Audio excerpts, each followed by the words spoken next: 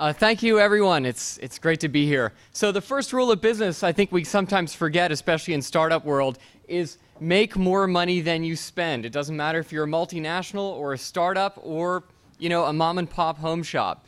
And so basically, my background, I started my first company when I was 23 years old. And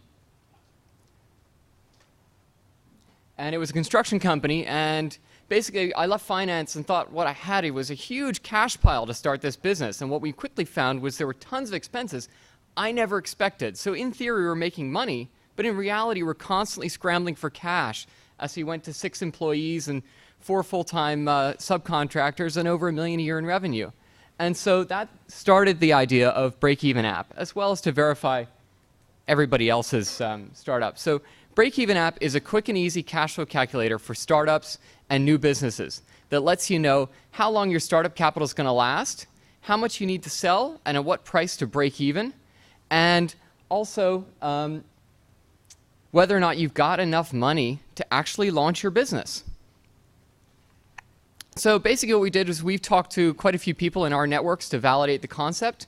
And we surveyed about 20 people online, and we talked to people both in this room and outside. And what we found is people would pay about $5 for an app that would do this. And we found right now that people were using sort of Excel-based solutions. Like this one is a template you can buy online for $15. It's okay. There are free ones that are better. There are more expensive ones that are really professional for accountants that go up to $180 and more that are really, really good. But the problem is that they're complicated. And what most people end up doing is no validation at all, or they try and don't do a good enough job. So along comes Breakeven App. And we built this weekend. It is live right now, breakevenapp.com. It's on the Google Play Store. It'll be on the App Store as soon as they approve it.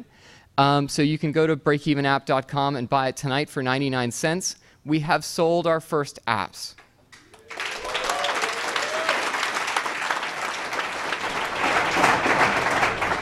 So this is actually my third startup weekend. I've done it twice before in New York City. And basically, this is a tweet from my last startup weekend. Remember, if you buy a single beer with the profit from your internet startup, then you're more successful than 98%.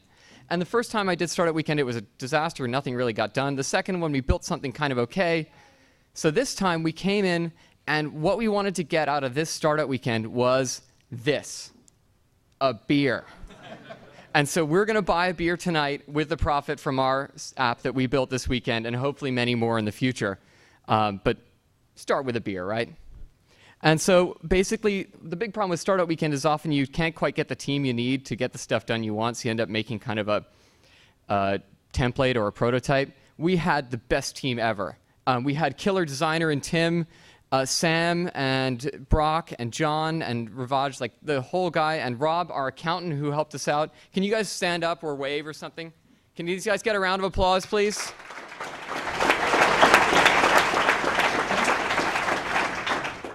The internet's been a bit spotty, but we're going to load it up. It's a web app on the iPad right now.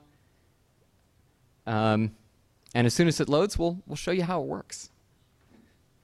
All right, so this is it. This is Breakeven App. So let's say we're a startup weekend startup. Our name, Breakeven App. We'll start today.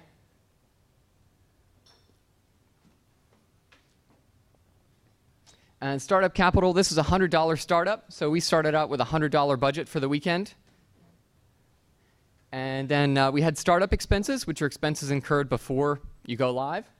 And we spent about $75 on domain names, templates, and buying competitors' products to see if they were any good. And then we don't really have annual expenses because we just kind of kick all that in. But that's things like your insurance or your car registration that might have a specific date that you've got to plan to have that cash go out. And then we've got monthly expenses, which are kind of your regular ongoing expenses. And so for us, we've got telephone and internet. We've got $9 a month of hosting. And then on the income side, so we are going to sell 10 units a month, hopefully more. And we're going to sell it for $4.99. So let's calculate our break even.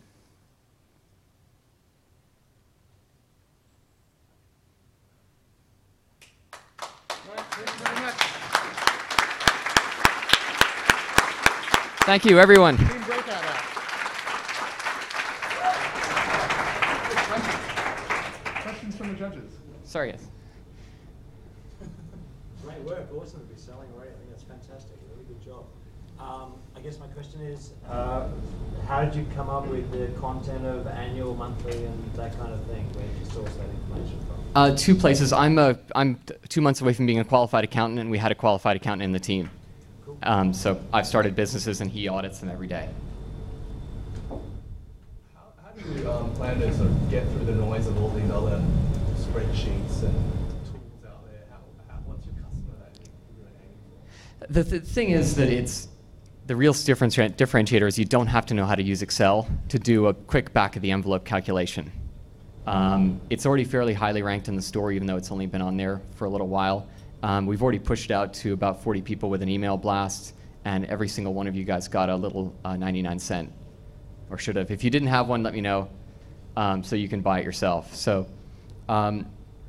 there's the potential as well, and to create a startup-specific version for tech startups, and partner with Startup Weekend to offer it free to help validate any Startup Weekend ideas. So what we may do is do a crippleware version and delete some of the things to make it really simple for tech startups. Alex, can you repeat the question after you hear it? Oh, so we can hear it at the back? Yeah, sure. Any other questions? Have you considered a premium version where you're allowed to customize the fields that you enter? So the excellent question. The question was, do we consider it a premium version? The answer is absolutely. Yes, customize the fields. A lot more. There's a little bit more we need to do on the revenue model to get this really where we want it. And what we found is that there are lots of really sort of specific apps, or a couple of them. There's even a cow herd break-even app that will tell you if your cattle herd is going to break even based on your feed and head of cattle and the price of cattle, which is pretty cool. So I think there's unlimited opportunity to do customized industry-specific versions, just like QuickBooks does. You know, you can buy QuickBooks for contractors or QuickBooks for retail. So the answer is yes. I think there's a lot of opportunity to grow the functionality into specific, to a really specific tool and to a more professional audience, and offer that as a premium product. Your user validation tell you that people is holding people back from doing a regular spreadsheet or something? There's really not anything holding a lot of people back. Most people say, I'll do a spreadsheet. I think the reality is that you've got to capture everything, because I've done spreadsheets before all my startups, or every business I've started, and I always miss something. So part of it is to force us into a specific thing to make sure we consider everything. And if you just go to, can we pull up expenses? One of the things we've done is you'll notice that every single term there is blue, and if you click on that, you get a plain language help file. So every term has a definition and some help, and then in the long run we'll add a huge amount of content behind that, and who knows, it could turn into a book with startup funding in plain language so people can understand the accounting terms. But at very least, we've got the beginnings of real help file. Any further questions? We've got time, so fire away. One of the reasons I was asking is I'm wondering, with a minimum viable product, you always try to not complicate it. Yeah. But one of the questions many people have starting up is, how much should I be spending on marketing? How much compared to my peers? Am I paying for whatever? Is there any social dimension to this? Were people interested in those kinds of questions? Or? Yeah, absolutely, actually. And if you read what we've tried... Oh, sorry. The question was guidance on the pricing, or how much should you spend on a specific thing, or how much should you expect to spend. And that's one thing we thought about. I don't know how could we make it social? Well, in the sense that it's comparative with your peers. Perhaps there's some ways, how much are other people spending? Am I in the top, 5% of people in terms of my spend on this, or am I really not allowing enough? Am I paying people the right salaries? So that was a suggestion to include a social aspect so people know how they compare to others in terms of their spending in a given category. That's a great idea. That's really cool. What we've tried to do now is just include in the blurb. Can you pull it up again? That one's doesn't have it, but like copywriting, it'll have an estimated cost, roughly, from what we found out there. An hourly rate, so people kind of know where things are. That'll get better with time, but yeah, there is estimated cost there. More questions, please? 20 seconds, 15 seconds. Sorry. Okay, thank you. Thank you, everybody. Team Breakout.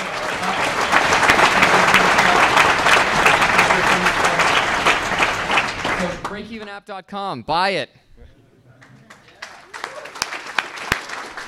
Okay, next up is Dive-Advisor. So please come up, Dive-Advisor.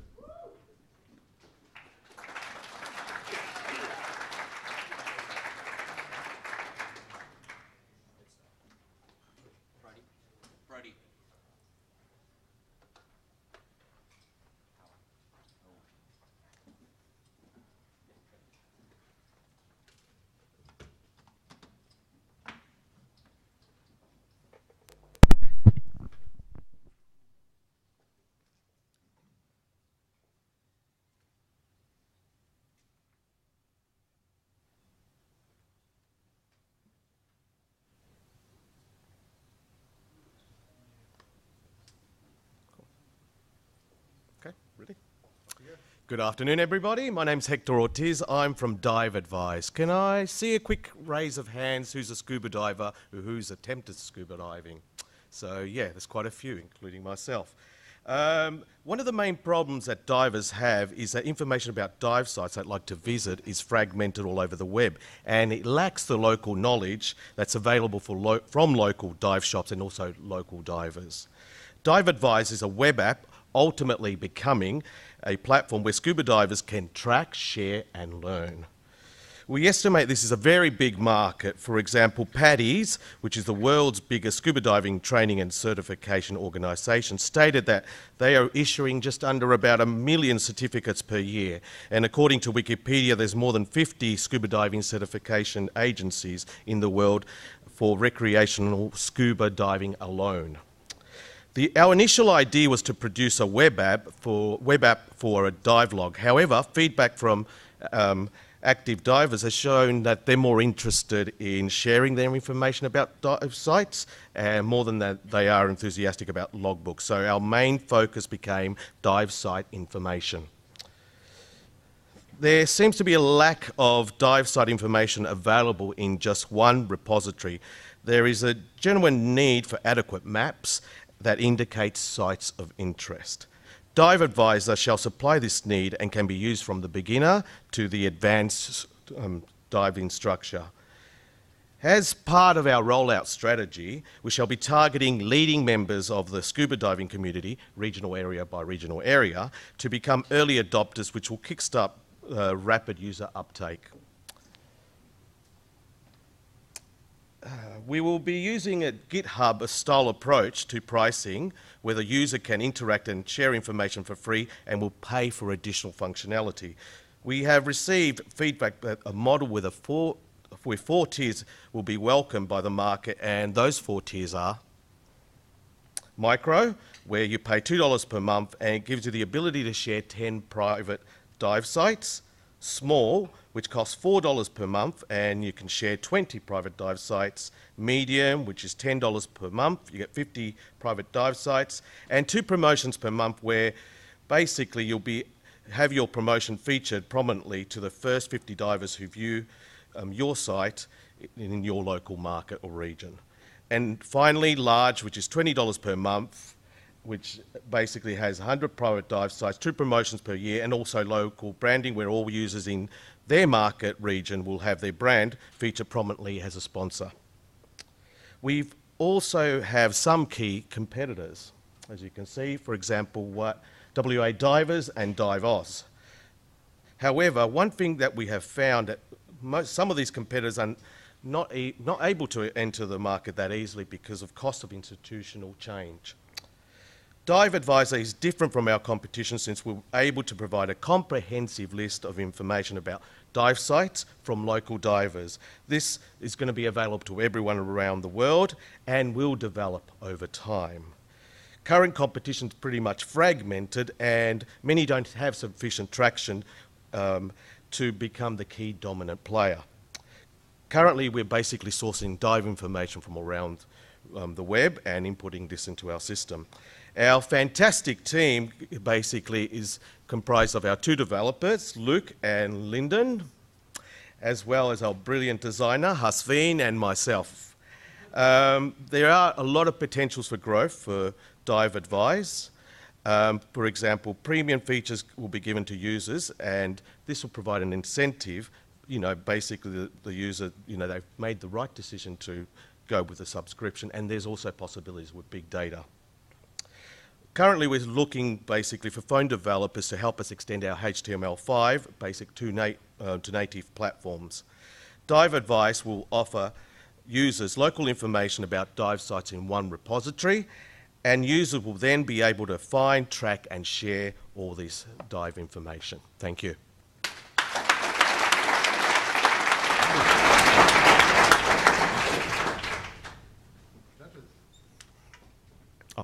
Testing. Is that working?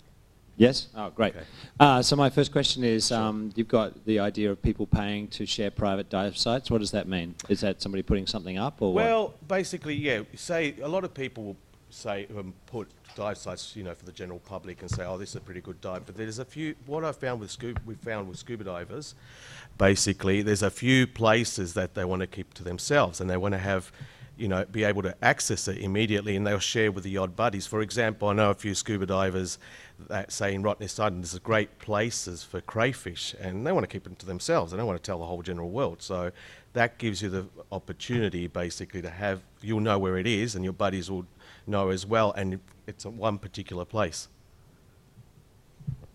So somebody's paying to share with their buddies, but you're not paying to get access to that from somebody else, right? No, the general public will be able to log their information. Most people will log the information of the local area they're familiar with.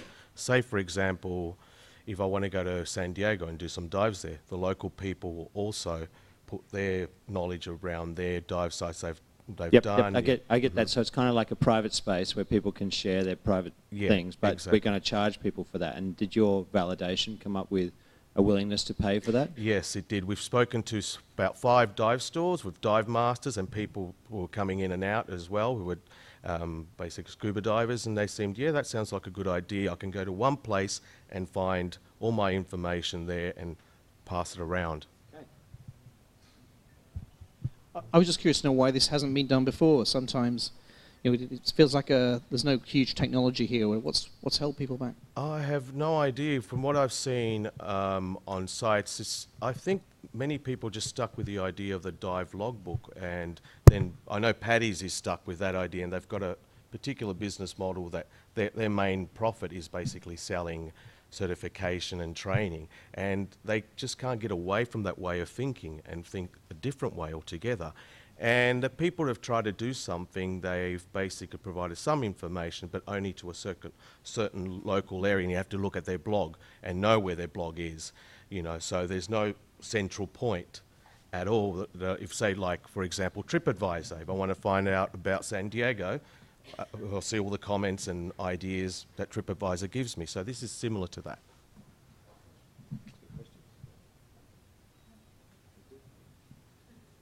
So, sorry, I'll keep on going then, since we've got plenty of minutes left. I guess the next question is, so people are paying to share private. You've got the potential for sponsorship taking place, which might be the local dive shops and that kind of thing. What about the social element? How do you want to make that happen through your app? What kind of ideas have you got to help it grow?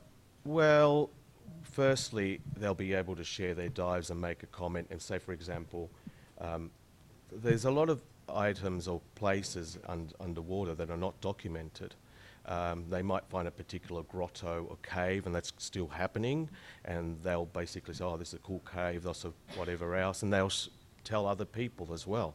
So that's one social aspect of it, and some people get kudos for that sort of thing. That, oh, I found this cave, I'll name it after myself, and that sort of thing. So that's one way of sharing as well, and we're going to be adding more functionalities as well. For example, basically notifications. Say if you're interested in Crystal Cave dive in Rottnest Island, and you'll have notifications of people, what they've posted and said, you know, and you'll be able to look at that and, you know, and experience it more. Right, and Sorry.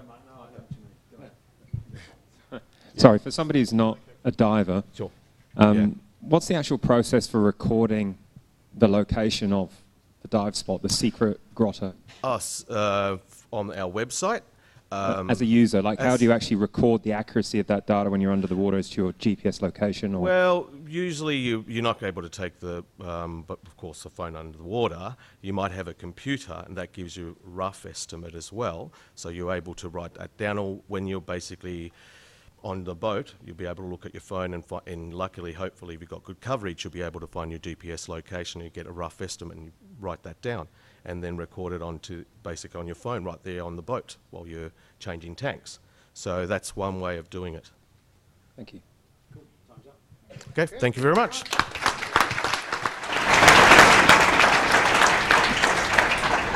Next up is team Gift-it.so.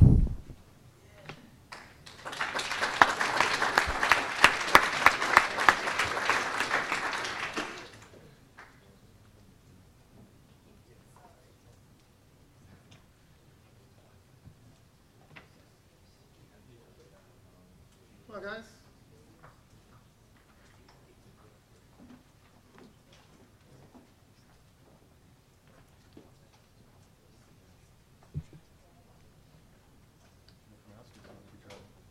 No, he'll do it.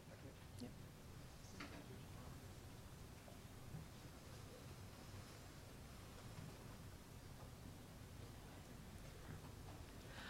Hi everyone, I'm Martina from Gift-it.so. So hands up, who are going to buy a present to anyone in the next couple of months? Anyone? Okay. Who knows exactly what they're going to get them? No? Nobody? Well, I thought so. So we've come up with a solution, because no matter how well you know someone, it's always challenging to find that perfect gift. So that's why we want you to let Gift-it lend you a hand. So take, for example, my friend Jackson. He is a male. He's young. He's a bit of a rock star. I barely know him. And I'd say he's a Batman. So, as you can see, the website come up with a few suggestions. And so that's a possible gift. And it also, as you can see down there, it creates a quirky, fun story about him. And I can keep the options or discard them before I suggest or decide on any of the suggestions. So through this interaction of, putting in words and selecting and browse, Gift-it actually learns and notice what you click, and that way it makes it easier for the next shopper. So we kind of learn throughout the process. If you answer more questions, the gifts get even more specific, and you also get a longer and more fun story. So our story now is that Jackson is a dude. The world is Jackson's oyster. He is a little bit rock and roll, and I need to get to know Jackson more. He likes to creep around in a cape, and he likes a quiet night in. So after I find a product and decide to buy it, I could then share this hilarious story on Twitter or Facebook and allow everybody else in mine and his network to comment and like. And in doing so, this concept of Gift-it spreads across our networks and also drive traffic to our websites. So I'm not the only one that want to use this service. We've gone out and had the market validation, which Daniel will now elaborate on. Hi everyone, my name's Daniel. So I'm going to go over what we did to validate this idea. So we went out there and asked people out in the streets, out in David Jones, and we also sent out a web survey. We got around 50 responses and they were all extremely positive. So what they showed was that 80% said they absolutely had trouble finding gifts. A further 10% said they sometimes did, and only a small percentage said that they never did. Would they use our service? After we explained it, 92% of people said yes. Had anyone heard of any competitors? Not a single one of them.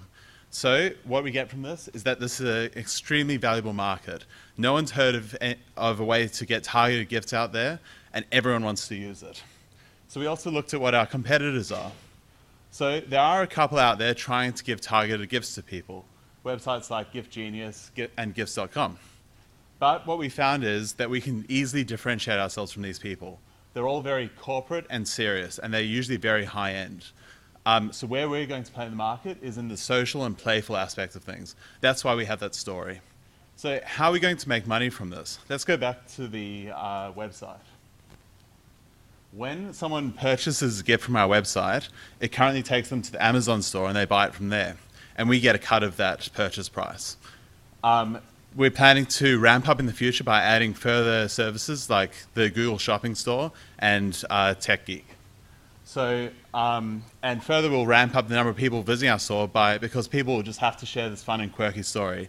They'll share the story, the person, and say, I bought you a gift, guess what's coming based on the story, and people will just have to, want to find out. So let's go to our revenue model. So currently using the Amazon store, the Amazon affiliate link, we get from between 4% to 8.5% depending on how much we sell per month.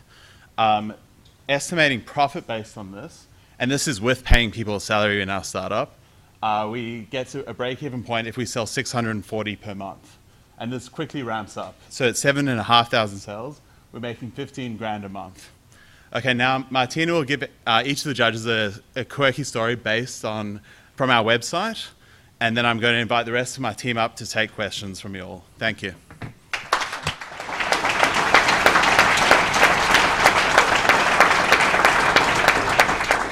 Jack's the head honcho. Can you please give him a round of applause for coming up with this idea?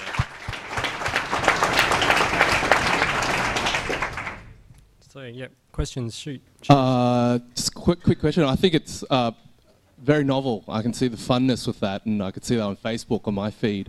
Does the story change every time for the person? And I assume it needs to right. keep it new. So the story is based on the answers to the questions, and the questions are going to be randomized each time you come to the site. There will be some fixed ones, such as male, female, and things that we need to make the story make sense.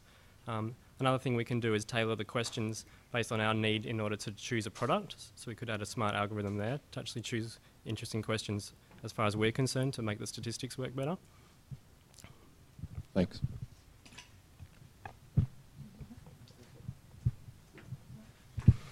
Hey, it's great. Great design. I really love the design stuff. I think that's excellent, guys. Really good work. And girl. What kind of algorithms you got sitting behind? How many different options, roughly? Right. So currently, should probably point out at this point that the demo is reasonably prototype. So it's not actually up and running with a back end. It's mocked up. But the way the algorithm works is it's really quite simple. So for any maths people here, it's not going to be much of a surprise. It's just tracking the ratings that the user gives each product, whether they kept it or binned it. We just keep that and record the statistics along with the answers to the questions they've already asked. So it's just a simple scoring model. And then based on the next person's answers, we can just quickly tally up and score the score for each product and sort by score. Right. So effectively it's learning over time. So that's right. You're using social inputs to generate those recommended gifts. Yep. Yeah, well, that's awesome. That wasn't in your pitch, and I think that's a really excellent element right. of the whole story. Could you speak a little bit about how you're going to promote this? We're hoping that the promotion will be basically, it sounds, it's a cop-out to say done for us, but we're hoping that the stories are going to be funny enough and interesting enough and also personal enough that people will share them with each other in a sort of, look what was suggested for Mark kind of way. It's hilarious. I'll post it on my Twitter. You should check out the site. We're hoping that people will use the site as a toy, even when they don't have to actually buy a gift, because it's quite entertaining. That way, when they do have to buy a gift in 3 or 4 months' time, they'll have it in their mind.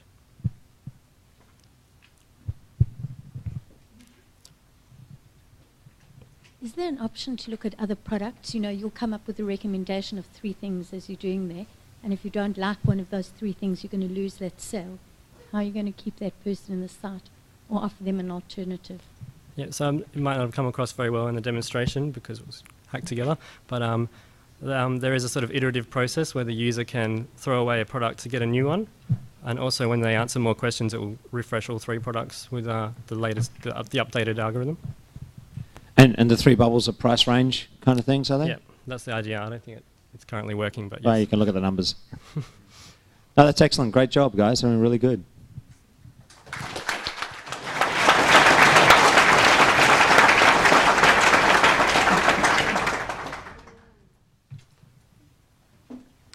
Next up is Team Hairpin.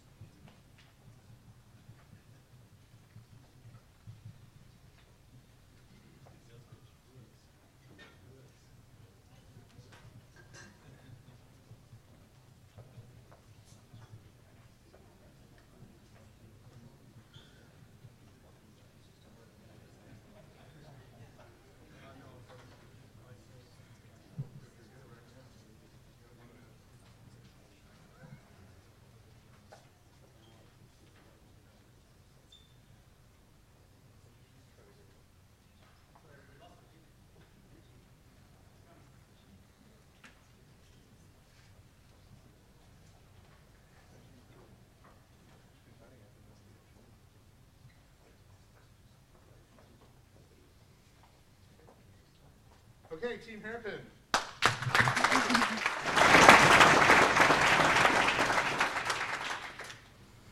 Hi, we are Hairpin. We help women find good salons, and we help salons expand their customer base. So guys, raise your hand if your wife or girlfriend ever came home upset after a trip to a salon. Well, I certainly came home crying a couple of times, and that doesn't have to happen anymore because Hairpin allows you to look at the rating of a salon before you go there. Basically, I always thought it's a great idea, but we still went out to people on the street, we sent out a survey, and what we found out is that 90% of the people surveyed would use Hairpin website. What's more is that 30 people already left a review on our website. They reviewed their favorite salon. I think that's a big achievement in 2 days. If you extrapolate those figures across Australian population, that's a potential fan base for Hairpin of 8 million people. So creating a community of people interested in hairdressing services specifically opens up market opportunities for Hairpin from salons. Salons can reach new customers, and they can do it in a number of ways through Hairpin website. They can use Hairpin's booking service, they can place an ad on Hairpin, they can also place a special offer on Hairpin's website. Sometimes offers are not taken up very well because it's a bit scary to go, well, it's a good offer, but I don't want to go to a salon that I've never been to. I don't want it to end disastrously. And Hairpin increases the uptake of offers from salons by letting women review the rating of the salon before they go there. So we asked salons, would you actually pay us if we bring in new customers? We interviewed 10 salons, including the best salon in Perth, Head Studio on King Street. Well, half of the salons acted immediately.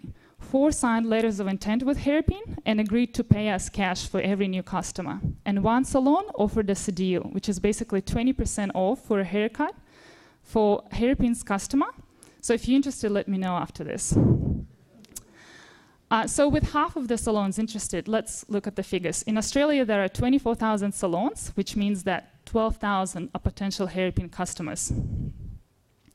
Let's say a business like ours would generate $1,000 a year from each salon. That's a market opportunity of $12 million that Hairpin would like to tap into. So let's look at our competition. Well, there is certainly Yelp, but I warn you, if you go there to read a review of a salon in Perth, you'll find that 1 person left a review of 1 salon. We already have 30. In addition to that, we are creating a niche market and a niche website specifically for hairdressing services. So it's going to have beautiful pictures that are appealing to people in the beauty industry. An additional revenue stream that we've identified once the community of people grows is the revenue from hair care products. So big hair care brands like Tresan or Kerastase would like to know if their product is in good hands and how that salon, if they're increasing the value of the product or diminishing it. But with that, off to Ankur for a technical side of things. Thanks.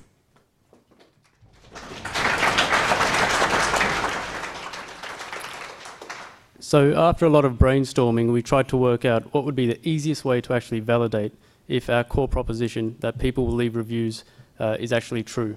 So the first thing we thought of was, let's build a simple survey monkey survey and get out on the streets and see if people were willing to actually stop and tell us about their favourite salon. And the results were really good for that, because not everybody, but those who did have a favourite were really passionate about it. The next stage was to see if we could actually do something a little bit more significant, if we could have something that was live. So we built a simple website, which is live now at gethairpin.com, where you can see 30 reviews, and you can go there and you can input information about the salon you like and what you liked about it, or who your favourite person was. But what we really wanted to do was build a truly engaging user experience, something that would bring people back again and again. And when it comes to beauty and health, we figured a picture tells 1,000 words. And we realised that one of the most successful businesses in recent times on the internet has been Pinterest. So we said, let's take that concept and let's see what we can do with it. So we came up with this unique, engaging user interface, which you saw just previously. That's the homepage, where people get to upload pictures of their actual hairstyles. And what we figured was, a lot of people may feel uncomfortable at doing it, but the hairdressers themselves will be able to ask their customers, can I take a photo of that? Because when I upload it, other people will be able to see it, and they'll be able to know where they can get a similar hairstyle. All right, thank you very much.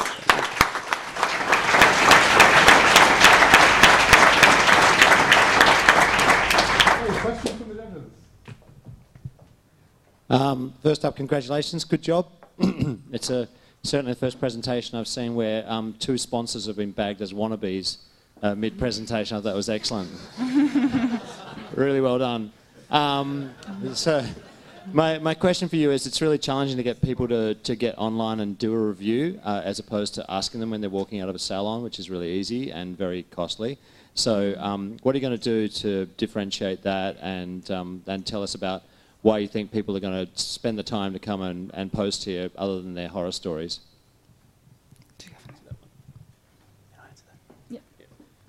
Okay, so that's a very good question, and that's exactly the problem that review sites have. And that's why we think that the image-based reviews are really important, because what we're doing lets the business actually promote their work by taking a photo of their customers and uploading it. So it won't be the users necessarily, it'll be the businesses making the reviews, which are in many cases images, and that would lead more customers back to the business. We had this business idea come up at Startup Weekend 2 in Singapore about 1.5 years ago, and it was very successful. So there's some additional customer validation for the company called Tripadvisor.com. I look at this and I think what they didn't have was a mobile-first policy, and Pinterest didn't exist when they did that. What could you guys do to make this a really great app to use on mobile devices? Because I see quite a complex, busy, Pinteresty sort of screen here, and it's hard to make that work on a small screen. Definitely, that's one of the big issues these days. Pinterest basically just has a big slide. What we could possibly do is make it a carousel, so you're flicking through, so it's a little bit more fun. But I guess that's one of the challenges to solve in the future. Firstly, congratulations. I think it's a great idea. Can you just explain to me a little bit more about the commercial side and the business model? So, well, I feel like anytime you create value, you create business opportunities, and the hair industry in Australia is $4 billion. Specifically for Hairpin, salons would want to tap that market. So we will charge them to place an ad on Hairpin, charge them to make a booking through the Hairpin service, and charge them for a deal. And do you have any kind of forecast as to what the average revenue would be per salon per annum, for example? Well, estimated 1,000 per year per salon. And what proportion of that would be for the actual transactional percentage of the haircuts booked? So you charge them for each appointment booked, correct? Yeah. Well, for each appointment and a percentage of the total spend, because people spend up to $400 at a salon in every visit. Well, I know. Yeah, and I think that's actually one of the great things about the concept, is that a small percentage of a large transactional value, it's going to add up very fast. So, and I also think it dovetails in nicely with a high propensity to book this kind of service online. It seems to be an increasing thing that's occurring. Excellent idea. Just a quick question. I get when someone hits the website, they book the appointment and you'll get your cut when the person goes to the salon, they'll actually pay whatever amount that they get, highlights or whatever. How do you guys capture that? How much money is actually spent in the salon? So there are two situations. One is when they're getting a deal. So that's easy. We have a Groupon type platform that we can build. And the other is for regular use. So there is some challenges. So we could actually just charge for the booking itself. We could charge a monthly fee for having a booking system, or we could also make them pay through our system. But again, another future challenge. Congratulations, I think it's a great site. But your haircut is about who does it for you. It's not really about the salon, but rather about the person doing your haircut. So is the intention now to go to a hairdresser level within each salon or not? Yes, certainly, and that's one of the concepts that got validated in the interviews, that people not only knew what their favorite salon is, but also who their favorite hairdresser is, and that's in the plan to have on our website that people specify which hairdresser did their hair. So we realised that was something people really wanted, so we chucked it on the website, so it is actually live. You can specify the name of the hairdresser. LinkedIn for hairdressers, I think it's great. Well done, you guys. Awesome work.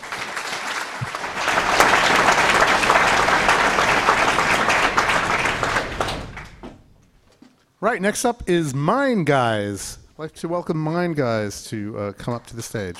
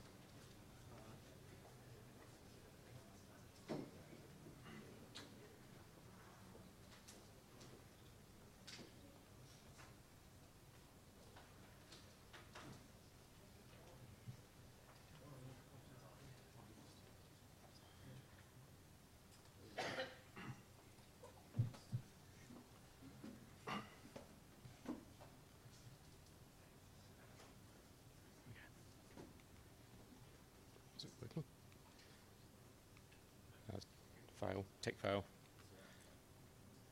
Can you get it to work?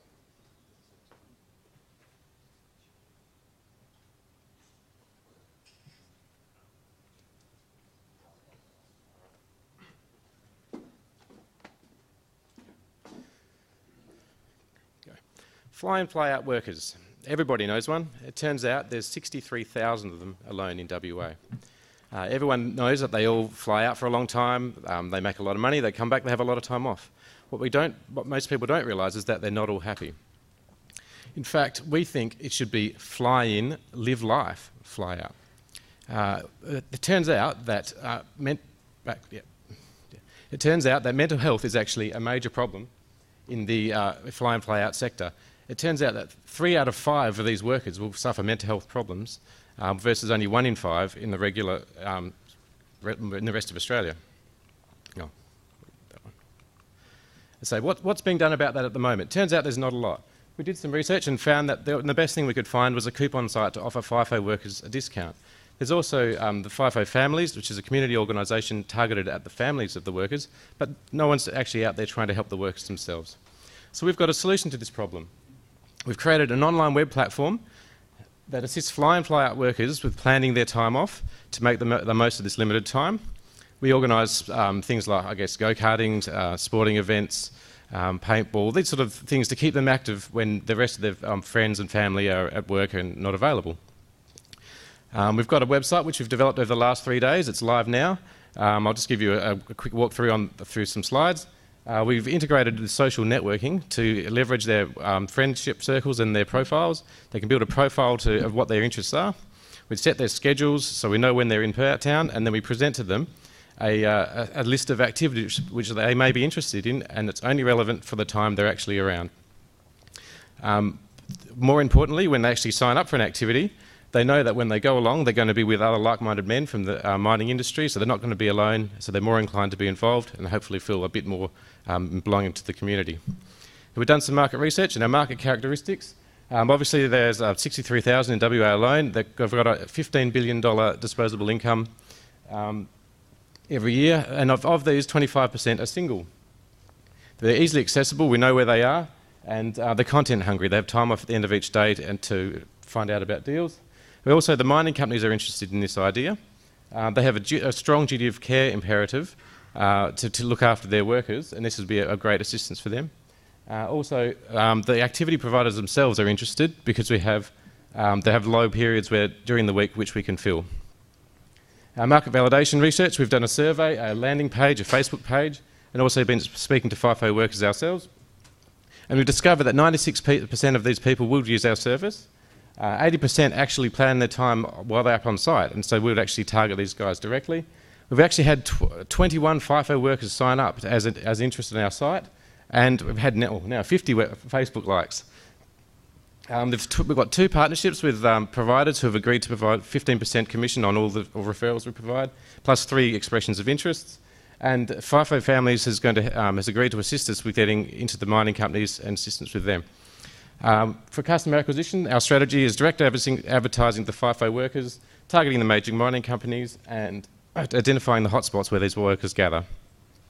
Our financial modelling is how do we make money? We obviously take commission on all the bookings we place, as well as sponsorship with the mining companies themselves and other related parties such as the providers.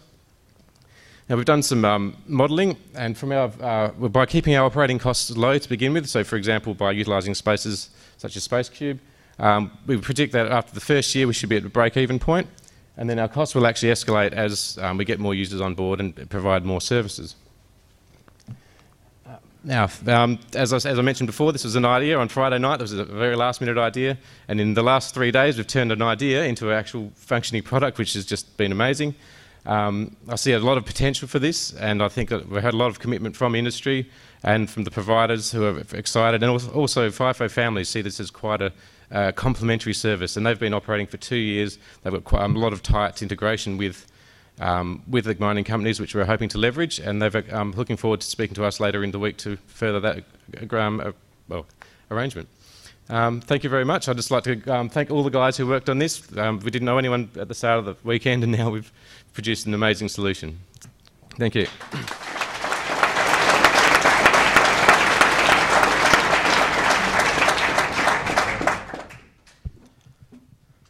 Great job, guys. I think it's an awesome angle from the CSR perspective of the organisations and great social good. What are the other markets outside WA which you think would have applicability for this? Well, that's right. Fly in, fly out's obviously not a WA phenomenon. There's obviously eastern states, South Australia, and also that would extend overseas as well. I know Canada, there's quite a few other markets in a similar sort of situation. It'd be quite a straightforward platform to scale into and localise specific for those areas, those providers and those companies. Great job, guys. Thank you. In terms of the revenue generation, have you considered maybe a subscription model where you tap into the employers and offer bulk subscription? Yeah, there's a couple of ideas we've toyed around with for subscription. There's obviously, we could have a premium subscription for the actual miners themselves, so that maybe they don't have to pay for events, they just pay an upfront fee and they can just turn up and so forth. But actually for the companies as well, we've talked about getting sponsorship days, so maybe they could have a BHP versus Rio paintball competition or something like that, getting them involved, getting some camaraderie between the workers.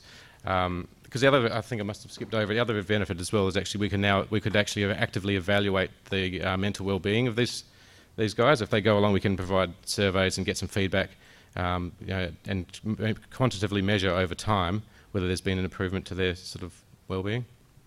Good stuff.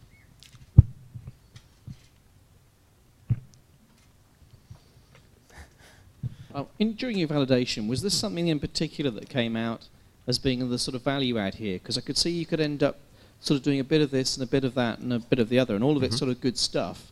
And I'm just wondering, particularly if you're going to try and sell it in as some kind of reducing mental health thing. There's got to be some fairly concrete link between what you do and the result you're offering. Yes. I guess the first, I guess the community aspect is what we were trying to draw into that. So if you can see I'm not sure if you can see on our website, for a given activity, you can see what friends have attended that before, how many people are going, so you know you're not going to be alone when you go. We can also tailor that recommendation to, based on what the history of your friends have been doing, what you might be interested in doing, and over time we can profile, because we'll provide follow-up surveys and things like that to determine whether there actually is a measurable improvement to their well-being.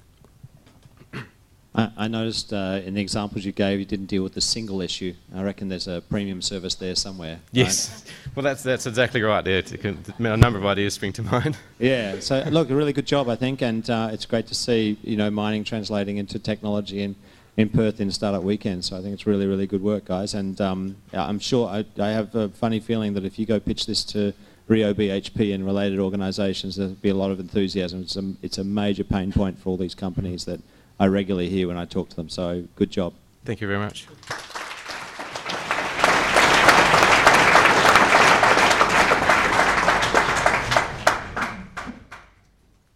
Thank you. That's great. Next up is Team Realizr. Team Realizr.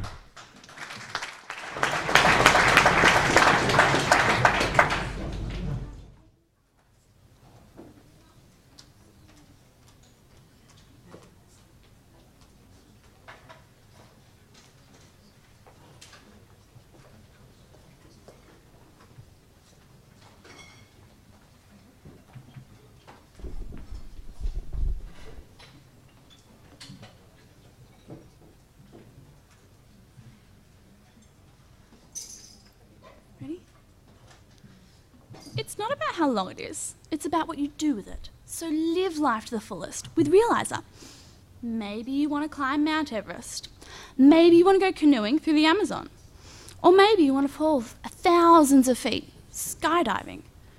But at the end of the day, family can get in the way, careers get in the way, or maybe just life in general. But with Realizr, you're lucky. All you have to do is type in your goals, give us a time frame, and then connect it with your friends. And then we provide the rest. We provide a connection with experts and other people to connect it as a community. So our users are telling us what they want to do, when they want to do it, and where they want to do it. So Realizr is an online service to connect them with their friends, their community, and service providers to make that happen. So how do we validate it? So we headed out onto the streets, and we also did an online survey. We got 50 full responses. That's my head. And out of all the people we spoke to, we got some really good feedback. So pretty much everyone had some goals and experiences they wanted to do. We found that over 70% of people didn't have any plan in place to bring that to life. When we described the service to them, 55% were interested to sign up. And 52% of people left their email, so they either gave it to us in the street, even though we didn't ask for it, or on the online survey. So from the research, we found that our target market's honing in on the 25 to 35-year-olds without kids. And some common themes were coming from that were travel and adventure type topics. So on the other side of the coin, the service providers, we've got 4 of those guys signed up already, and they're within that sort of realm. So we've got skydiving, we've got jet flight, scuba, balloon rides who are already signed up to the service. So in terms of the business model, we touched on before that we know what they want to do, where and when, and that's pretty powerful information for people to give us. So our primary revenue stream is going to be through commission-based sales to the providers of those products and services. In terms of competition, there are people out there who provide kind of bucket lists and websites where you can literally just browse through activities to do, but there's certainly no equivalent that has an online kind of community element, so that you can get encouragement and motivation from your friends. You can reach out to people around the world to help things get going. So how are we going to acquire our customers? So when we were talking to these guys, I found that people were keen on the service, but they were saying, look, if I can bring my friends along, that's a bigger thing, because I can do all those connections, get some motivation. And the other big thing was getting some inspiration of what other people are doing, find out what other people's goals are and go from there. So we want to pursue that and get people to bring other people onto the service. We've got a 10% sign-up rate of people who have hit the landing page. And we've also tracked that 20% of those then refer on. So we obviously need to get that up. We're looking at it as a pretty low friction entry point. They give us a few goals, email address, and that's it. We're not going to spam them or anything. And then we've run some numbers on some pay-per-click advertising to get some people in at the front end while we're working on our conversion rates to get those, working on the referral rates to get people coming through. Breakeven's around about 35,000 users, and that will give us around about 7,000 deals a year, and that gets us to break even.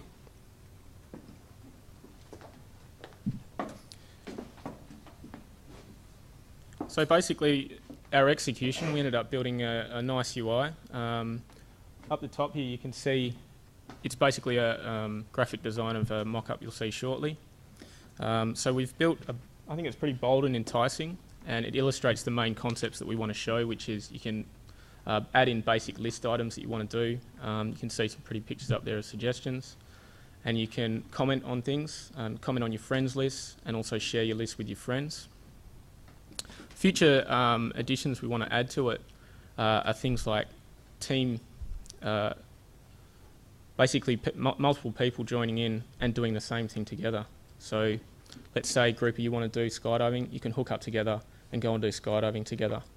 We've also got potential to actually have a gift-based service on there and have a bunch of people buy a gift for their friend because they can see what they want to go and do. These sorts of things actually highlight the additional potential revenue streams we can tap into on top of the commission-based model that we've currently got. Over the course of the weekend, I think the team did a pretty kick-ass job. So we've got, I think, 7 of us in the team. We demonstrated good customer validation, and we got engagement and early sign-ups, which was really positive. We also demonstrated that we could build a pretty nice core interface, and that we can really build on it, and it's got some legs. So if you guys have ever wondered what you want to do with your lives, just get onto Realizr, and we'll give your bucket list a kick in the arse.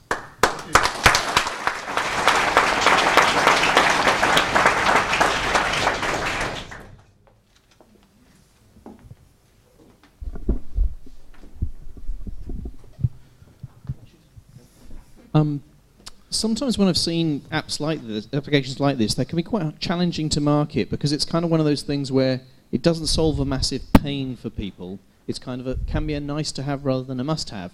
And I'm wondering how you can make this something that's really compelling that people will want to sign up to in quantity and also keep coming back to, because one of the challenges with apps sometimes you might sign up for this, say, on New Year's Day, you know, when you're full of kind of resolutions, and then if you don't look at it again every week for the rest of the year, if it's not sticky like that and you don't keep coming back to it, you might just forget about it. And I'm wondering what you could do to make it sticky and make it feel necessary for people. Yep, that's actually part of the problem to start with. It's a very good point, and that's one thing that we wanted to address, is that people make these great goals in life and then don't follow through on them. What we want to do is just make it so easy for them to go, okay, I've got these goals in life. In 9 months' time, I want to do this. And we send them out reminders and connect them with real things they can go and do. So it's not just, oh, by the way, you wanted to do this. We actually have a service provider in their location they want to do it, in the date they want to do it, and the price range they want to do it. And it's exactly what they want. We didn't force them to do anything or sell them anything. They've told us what they want, and we're giving them what they want. Another aspect of it is sharing lists with your friends and getting them involved and trying to motivate one another as well. So there's that motivation aspect. And a lot of people also didn't like to do any research. If they can just go somewhere, say, I want to do this, and if you can provide me some great places to go and do it, that's awesome. And it also happens to satisfy, cost, date, and location. So we got some good validation there with the customers. How do you deal with the really complicated requests? Like, I want to visit every carnival around the world in the next 12 months or something. I mean, is there a lot of human curation involved in making sure you can answer those kinds of challenges as opposed to sort of the one-off, relatively simple, I've got myself a service provider ready to roll out to that guy stuff? That's another good question. It was a challenge that we came up against because the basic premise is that you can put in these known objects and we can match keywords and whatnot as a basic feature. One of the things that came up with the users was they say things like, I want to travel more, or I want to visit this one country, but obviously that's very non-specific. So something that we need to do in future is ask more targeted questions, follow up on the travel one because that was a very big part of what people wanted to do, and try to work out exactly what people want more specifically. So if they put down something travel-based, ask them more questions and try and target it a bit more. Yep. Yeah, if I could just add to that as well, I guess we look at it as for the value proposition for the user is very different from how we're going to monetize it. So for the user, it's not about, I've got these 5 things, what can you do for me, Mr. Realizr. It's more, I've put these things out, there's some of them we might be able to match, and we've built into the figures that there might only be 1 or 2 that we could literally provide them, that, and that'll give us our revenue. But the rest of them, then they can source from people elsewhere. So they might be able to get information to go, okay, one of my goals is to travel to Brazil, and they go, oh, there's a guy over there who did it, oh, he did that kind of trip, I want to investigate that further. So he's getting the value out of that, and he might be able to connect with them and say, well, how did you do that? And so they're getting value like that. Kind of falling out of that, there might be a number of things. We're getting all this demand, and we go, well, there's a lot of people who want to do that. What can we do to service that? Might not be a product. It might be, well, if we can provide information or links to travel sites to do that, that could be other revenue streams down the line. So we're just monetizing a bit of it, of what the whole service that they're hopefully getting out of it. Will you be looking for local service providers for each of these, like skydive? Will they be Perth ones, or will it be intelligent enough to know that if I'm dialing in, like logging in from Sydney, that I'll get Sydney skydiving? Yes. In a word. Right. Yeah. Okay. Cool. Some of the things here are not based with the service provider at all. So what other source of revenue are you looking at? You've got an example there of Grow a Beard.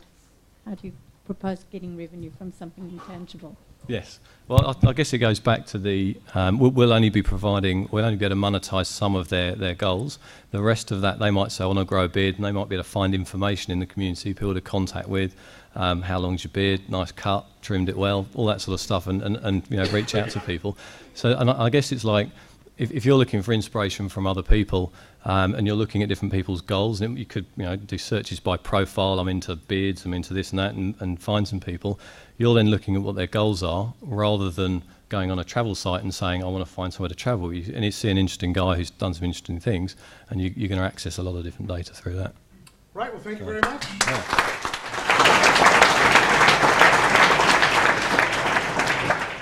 Thank you. Well, that concludes the first session. Dinner is going to be served very shortly.